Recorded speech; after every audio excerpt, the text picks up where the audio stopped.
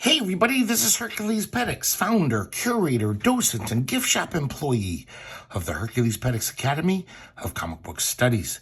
Tonight we're going to be looking at The King of Persia, a graphic novel from 1996 by Walt Holcombe. I don't have much of Walt Holcombe. I have some pieces of him in anthologies.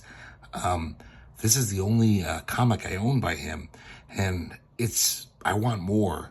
I don't know how much he did. I think from what I could glean from the internet that he's another casualty of animation success. As we look at this comic, you can probably tell from the cover, his art looks like a beautiful animated cartoon, and his cartooning is very animated, so it makes perfect sense. In fact, I don't even know if at the time he was in animation, but I did find a reference to 2014. He worked on the new Tom and Jerry cartoons, which, it didn't surprise me. It also didn't surprise me because, we haven't seen more comics from him.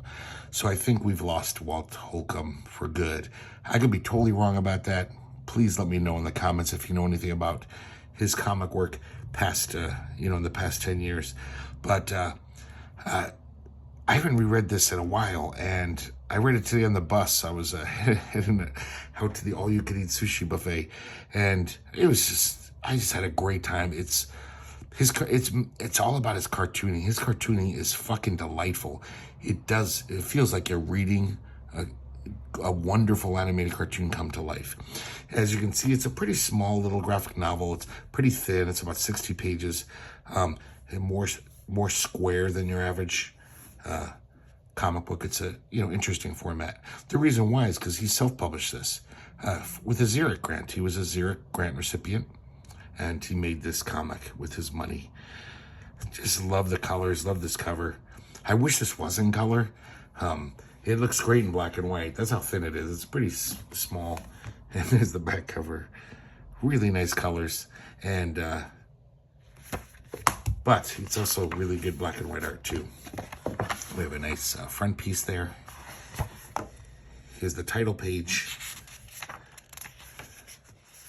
And, just in this, yeah. And then we have an introduction from Chris Ware. And I thought this was surprising. This is the very first introduction that Chris Ware ever did. He never wrote an introduction before, and it was at his bequest. He was friends with Walt Holcombe. He was reading this as he was drawing it, and he said, I want to write the introduction to this. So let's start. This is very much like some nice little fairy tale. The King of Persia.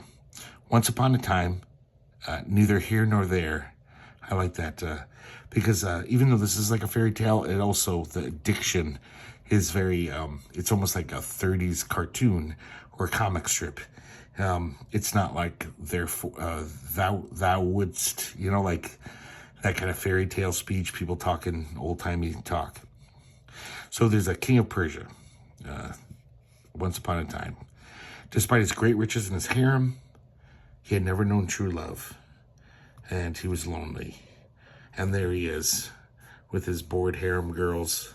And as you can see, just really delightful cartooning. Just totally draws me in, this kind of art. Oh, I skipped a page. So one day he spies this woman at the well, and she can talk to the birds. She's friends with all the birds. She speaks their language, and he's instantly in love with her. Her voice is like the tinkle of little bells.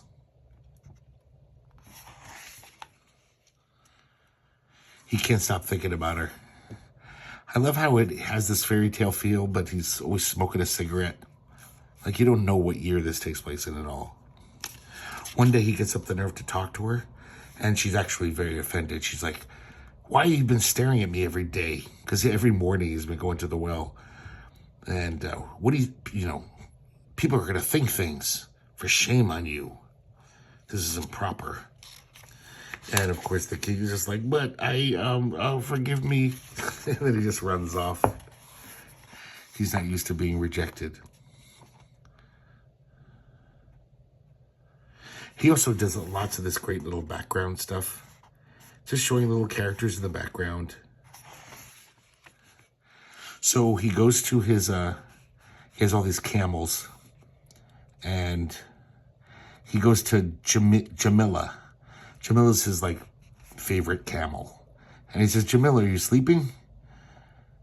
And he says, I need some advice from his camel. Now, he also, being a king, he knows the language of animals. I guess it's a given. And he says it's about a girl. And Jamila seems like annoyed by this. It's like, you're a king. You have bigger things to think about instead of some girl. I love the way he draws this camel. So cartoony. And he tries to explain himself. It's not like I'm lusting after her. I have my harem for that. My stomach dances a jig when I'm near her. Without her, the moon don't shine, and my heart feels like a bag of dirty marbles. That's the kind of dialect we got here. It's pretty, I kind of like it, the diction.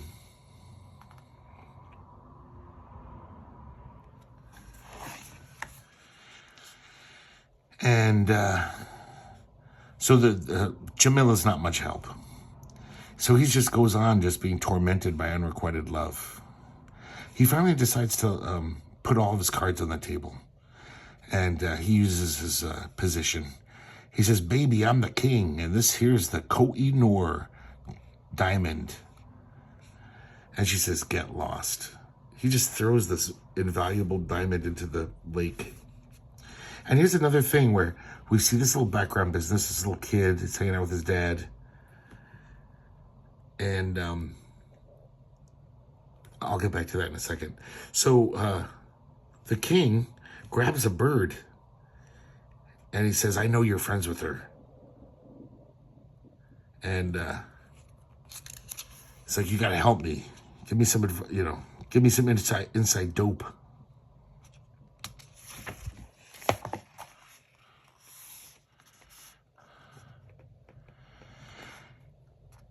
And so the bird basically tells him, it's like,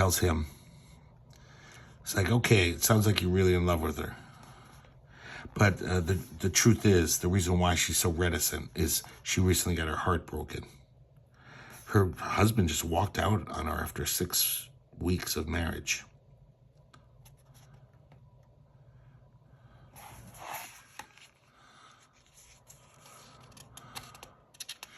So he makes a deal with the bird to get some more inside poop. And the bird says something. He says, if you could get us a big mass of peanut butter and smear it in the barks of the trees for me and my bird friends,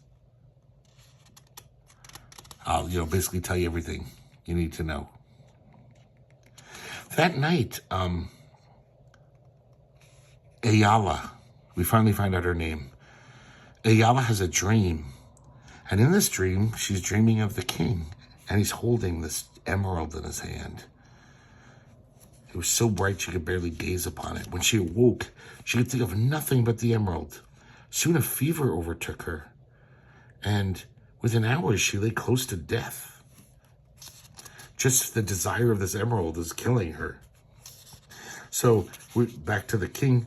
He's delivered with the peanut butter in the trees. Birds are all happy. No, actually, I'm sorry. I should point this out. Here's some fun background business. Some of the birds aren't that happy. This bird's obviously like, this peanut butter stuck in my mouth. This bird falls dead out of a tree. Probably too much sugar or something. So I guess not all birds like peanut butter. So the bird, a little while later, the bird comes to the king. And he says, you must come. Ayala has fallen ill. He runs to her place. Look how just animated this art is. Like the body language, the characters are so rubbery and just fluid. It just almost feels like you're looking at a cartoon, an animated cartoon. So he comes to Emerald and he comes to Ayala and she says, the emerald You must find me the emerald from my dream. And he says, can you be more specific? And she passes out. So this monkey, her monkey, I think it's her monkey. He says, you must find the emerald or she'll die. So he goes to his court magician. And the court magician's like, that's not enough to go on. I know someone who can, though. And he gives him directions to the jinn. And look at this great panel, this weird cloud. Really high level of cartooning going on here. This is like the first thing he ever put out, I think. So he beseeches the jinn. The jinn says, you may enter my tower. He brings him mayonnaise and sugar sandwiches, which I guess jinns love. He gobbles them down and then passes out. I love how this jinn, how he's drawn. It's so goony. He wakes up and he's farting. The jinn farts a lot. When he wakes up, the king is rifling through his drawers, and the jinn's very mad. The jinn's like, I should just kill you right now. But you did bring those sandwiches, so I won't. Apparently the jinn is like all powerful. So he tells the jinn his problem, his dilemma. I like how the favorite exclamation of the king is Kafuzalam. He always says that whenever he's shocked by something. I've never heard that word before. Look at this crazy cartooning here.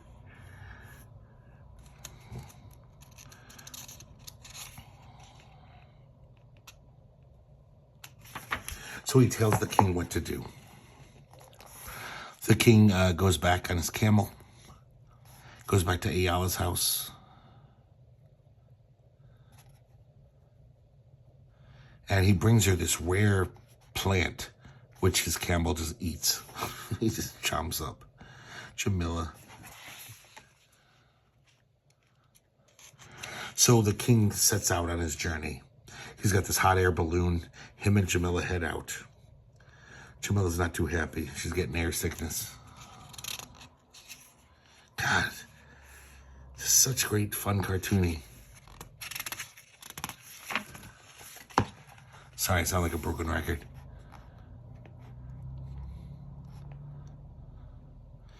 And so, sorry, let me, I keep forgetting Jamila's name. Jamila seems peeved about his whole obsession with this woman. And the king says, wait a second, you're jealous. That's why you've been so against this the whole time. And Jamila's like, I am not. No. But it's pretty obvious that she is. And she admits it. And they have this kind of sweet heart-to-heart where he's just like, if you start dating her, you'll have no time for me. You're basically my only friend. The other camels don't like me. And the king assuages his fears and says, listen, of course, yeah, I will. Things will change. I will be in love with this woman, and I won't have as much time with you, but you'll always be my pal. I took you on this journey because I wanted you here. And so they kind of make up.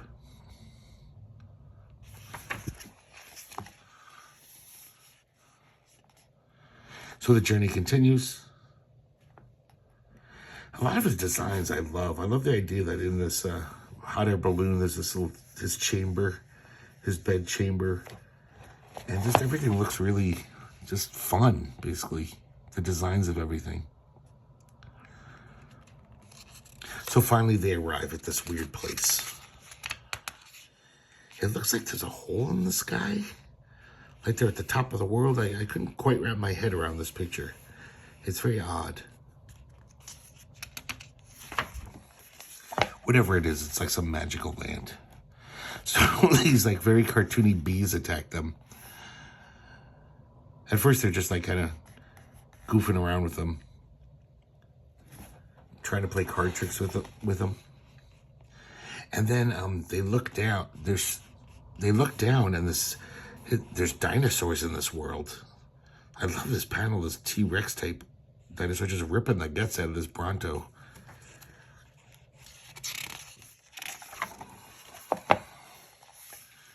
And then one of the bees bursts the balloon. He pops it. They crash into the water. And then they just seem pretty unfazed. In fact, they're chilling out in this cool lake for a while. And just like, oh, that's refreshing.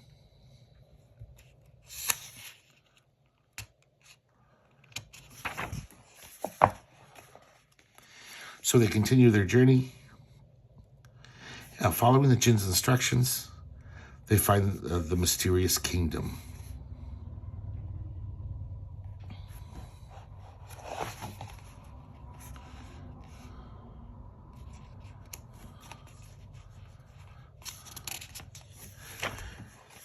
He knocks on the door, and these soldiers show up.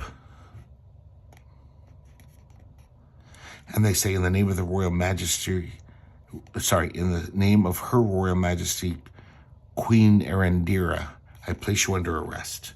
They take her to the Queen. The King's tired of being pushed around by this guy, and he gives him a big kick to the ass and knocks him over. The Queen is instantly taken with the King.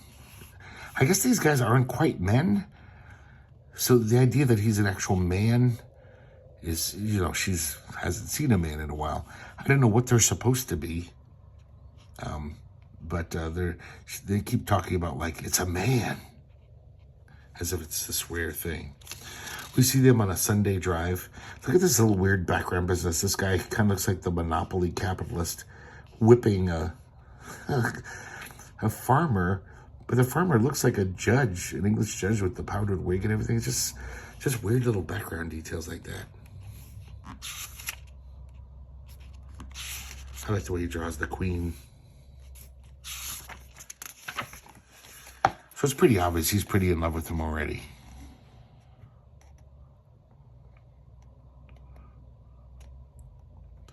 Now, I forgot to mention this. The jinn said, for my payment, you must find me the tree that has leaves like bells, so that this beautiful sound will, fill my forest.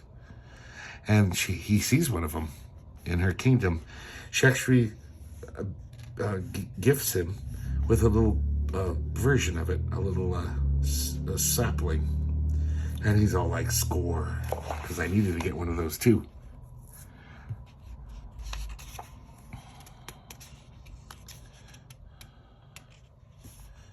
The dialogue's very kind of silly and fun. This panel right here, this page blows me away. They're at this nightclub. Look at these great guys here. The musicians at this club and the waiters. And it looks like the king is kind of being seduced by the queen. It seems like he's having a gay old time. Jamila's looking through the window, just all like, oh, what is my master doing? He's dancing with her. Looks like he's all sweet on her. He gets a little too drunk, though, and kind of makes a fool of himself. It's a really great sequence.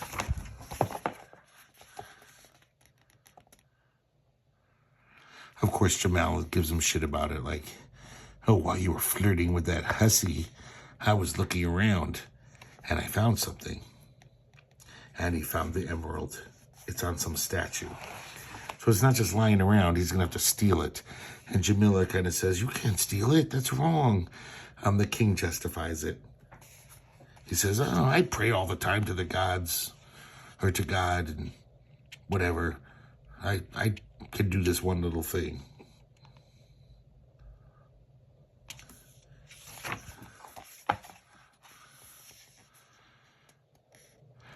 God, this art is so lively.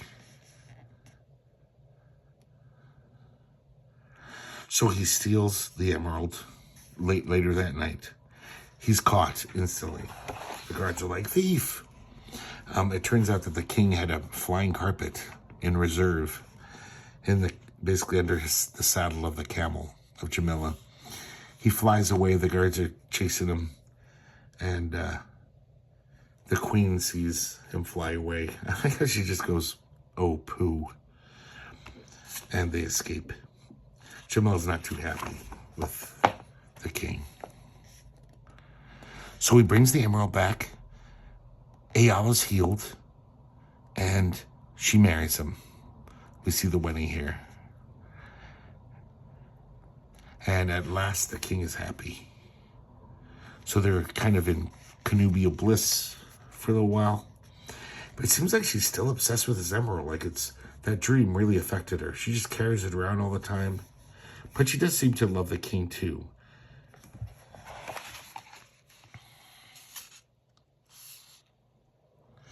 And then the king realizes, oh, I got to deliver that tinkling plant to the djinn. But he's like, oh, but it's like children singing. I should keep it for myself. And he decides not to give it to the djinn. I guess the djinn's almost omniscient, and he can almost see his thoughts or hear his thoughts. And he's all like, Welcher, sneak, ingrate. Last time I do a guy a favor, I should burn out his eyes. But then he realizes, as he farts once again, he says, there's no call for deviltry. He's basically got his own bad fate coming. I don't have to do a damn thing. Let's see what tricks time plays.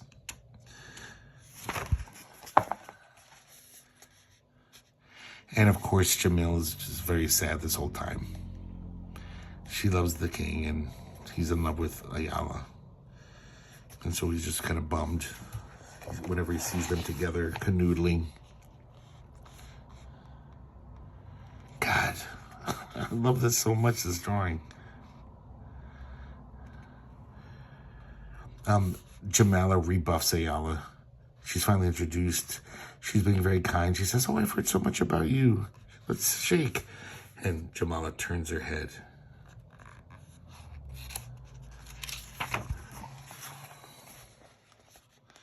So it's terrible for Jamala. She's got to ride them around while they are making out on her back.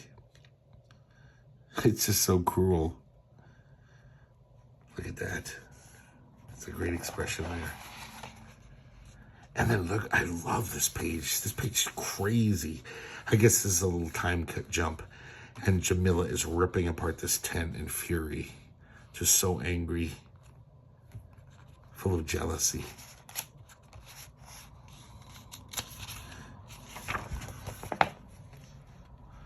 Soon enough, though, clouds darkened over the palace. And just like many couples, the magic wears off. She's complaining because he just wants to hang out with his friends every night. And she says, you've grown bored with your prize, my fickle husband. You don't love me anymore. And he's just like, I need my space. Man, you're so clingy. And the wife consoles herself, holding the emerald, crying herself to sleep. And the king just doesn't seem to care.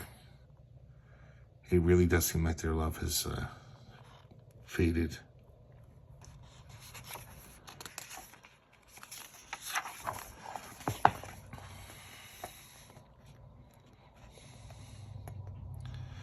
And so the wife threatens to kill herself. She says, if you go out one more time, I'm going to kill myself. When he gets home, she did. She did. There's a bottle of pills. And of course, the king is shocked. He grabs the emerald, throws it against the wall, and shatters it. Turns out it was just paste. It wasn't even a valuable gem. So he fell into a pit of despair, trying to comfort himself with his harem girls and wasting all this money. He drained the royal treasury.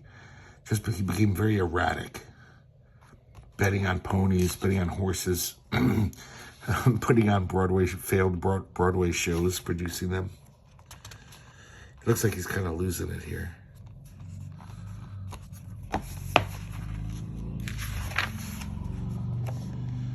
God, so many of these panels are just so well designed. They just look so good to me.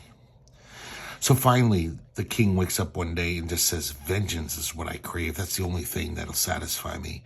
He gets on Jamila and he rides to the jinn's castle.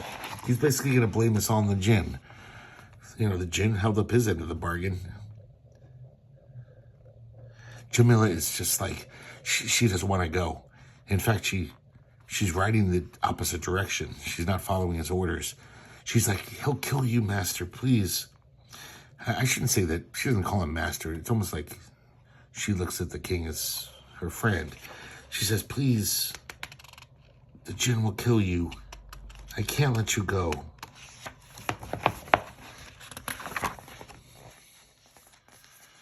And he goes to the jinns anyway. Let me see something. I think I might have skipped a page. Yes, I did. Sorry.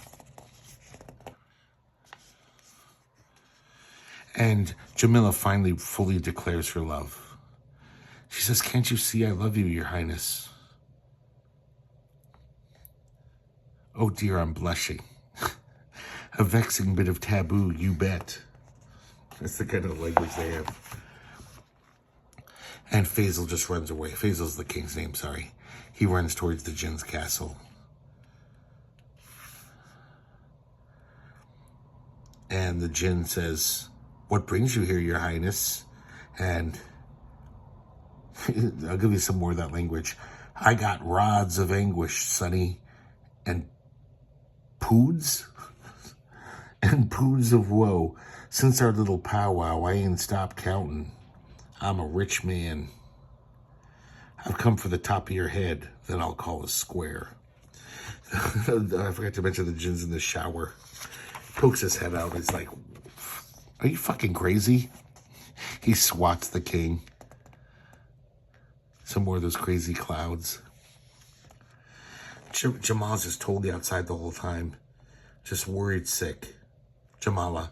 And then she starts digging at the base of the tower. Meanwhile, inside, the jinn turns the king into a monkey.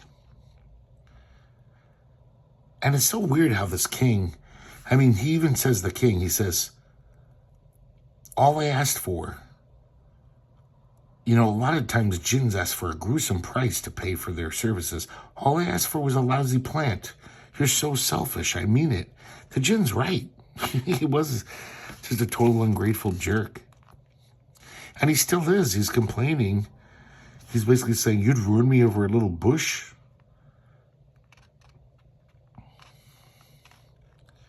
I like this how the jinn says, you spun your web, your highness, but the fly was chaff. In your anger, you've rent the web, and now it ensnares you. And the king just says, I wanted to love her.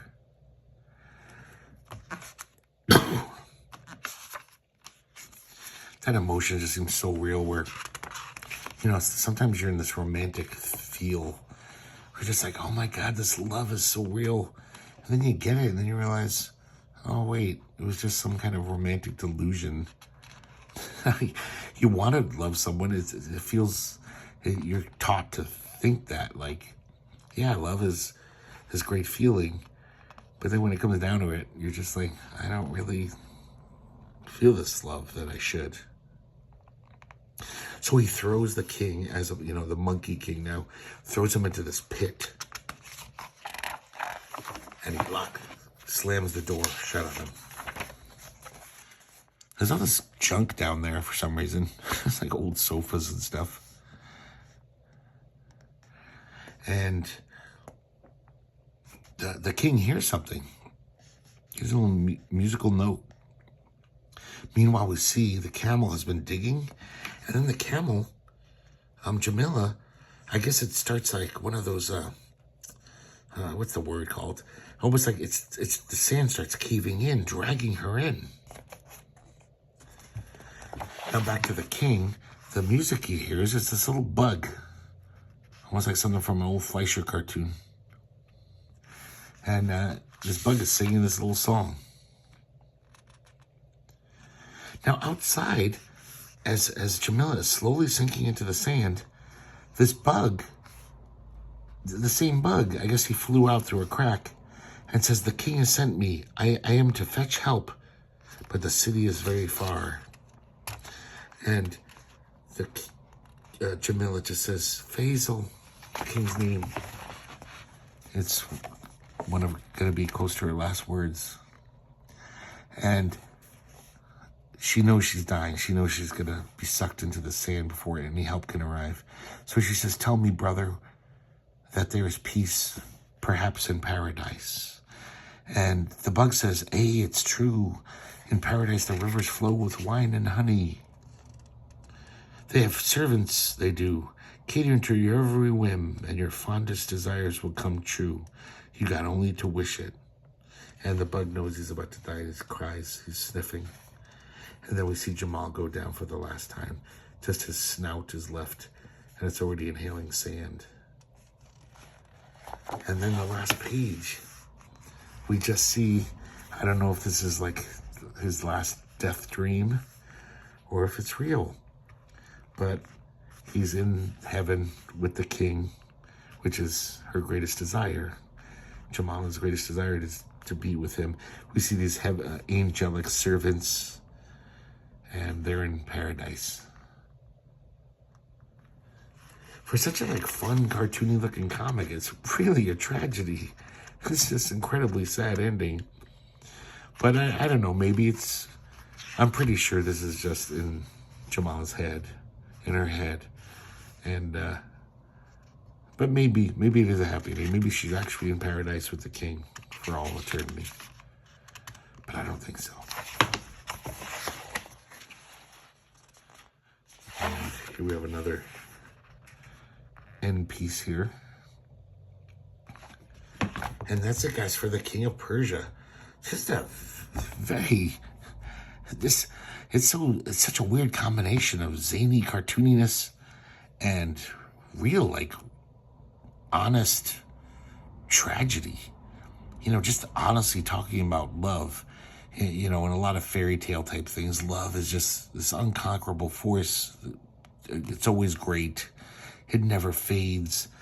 And this is, even though this takes place in this almost fairy tale land, it's just no, these people are very real, the people we are. And it's an amazing combination that he pulls this off. And especially the art is just so wonderful. Definitely need more from this guy, from Walt Holcombe. This is some beautiful stuff. And just that realization at the end when he's just I wanted to love her. Because it really did seem like he was so in love with her. He was willing to risk his life. And then just a few months later, he's just yeah, you're crowding me, girl. Leave me alone. So, yeah, amazing stuff. I think this won maybe whatever the award was that year, the Ignats or something. So it did have some acclaim. It's probably out there, not that hard to find. I don't know if it was ever reprinted by Fantagraphics or Drawn and Quarterly. This is just, self-published. It's a really nice job, though. This guy Walt Holcombe really used that Xeric grant well and made a beautiful little production. This is a nice little book. So hope you guys like looking at this with me, and I hope to see you next time here at the Herculespetix Academy of Comic Book Studies.